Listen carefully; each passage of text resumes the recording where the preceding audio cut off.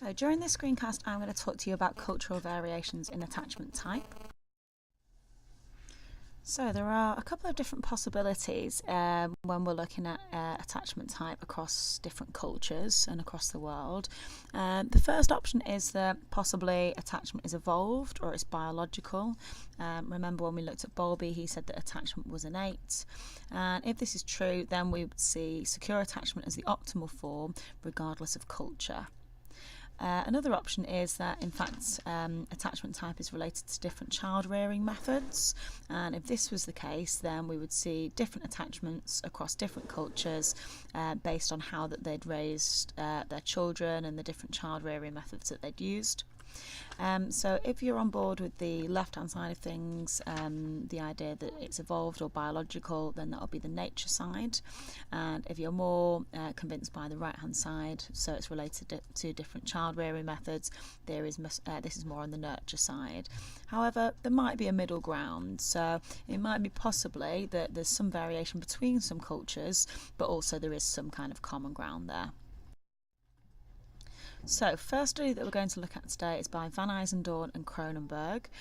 Method that they used, so it was a meta-analysis, which means they'd used secondary data. They looked at lots of other studies which had previously studied attachment, and they did a meta-analysis, meta meaning big, so analysed across lots of different studies. So they used 32 studies of attachment behaviour, and these 32 studies had classified over 2,000 different infants in terms of their attachment. So huge analysis there, as you can see. And the 32 studies happened over 8 different countries. Infants were assessed using the strange situation, which we've looked at in the previous lesson. So what did they find? This is a table of their results. I would suggest make a note of this table, either print it out or print off the pre-reading, or just copy it down so you've got a copy to use in the lesson. A few things that I want to point out to you, because you don't need to know this whole table off by heart for the exam. However, you do need to know specific patterns and trends, and you need to know the gist of what they found. So I'd like to point out that secure attachment was the most common attachment in every single country that they looked at. So you can see the countries down the left hand side there: Germany, Great Britain, Netherlands, Sweden, Israel, Japan, China and the USA. In every single country, secure attachment was the most common attachment type that was found. Now that did vary, so it might be good to remember that China had the lowest amount of secure attachment out of the 8 countries. So they had 50% of their children were classified as secure. Still the majority though, when you look at comparing it to the other 2 attachment types. Great Britain had the highest amount, so they had 75% of the children were identified as being securely attached.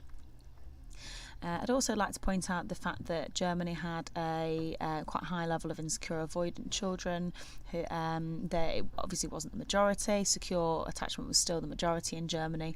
However, you could say that they had a raised level of insecure avoidant children. And Israel had a raised level of insecure resistant children. Now, conclusions that we can draw from that then. So the global pattern across cultures seems to be quite similar to that found in the USA. Secure attachment seems to be the norm, as it's the most common.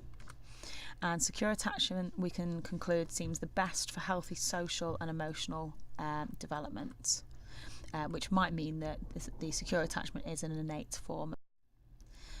So second study for today was conducted by True et al. Et al means and others, so True and another number of other researchers were involved in this particular study.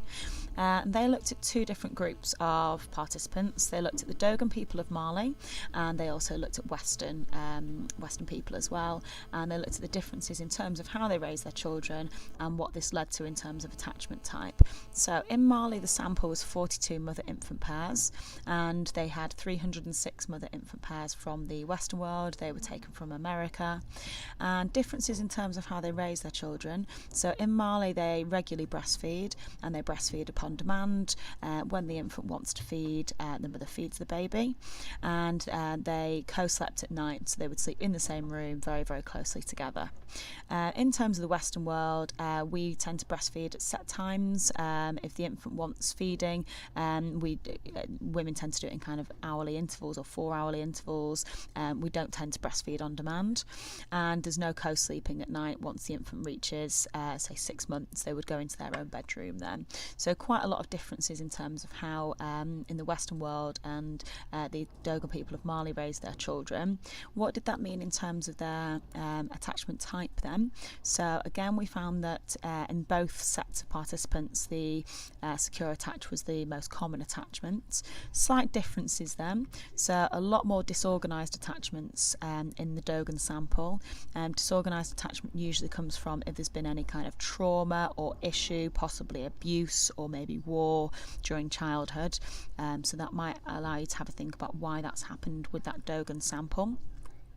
And second of all, another slight difference is that the percentage of avoidant attachments was absolutely, there was no avoidant attachments for the Dogon people of Mali. Again, this might be because of the very close relationship, the co-sleeping, the breastfeeding on demand, so the mother is consistently meeting that child's needs, so we don't see these very independent or avoidant children in the Dogon people of Mali. So final thing, test yourself before you come to the lesson without using the PowerPoint or the pre-reading. Make sure that you can explain the method and results of Van IJZENDOORN and KROONENBERG's study. Be careful with the method, it's not very detailed, but you do need to ensure that you still have that level of detail in your answer.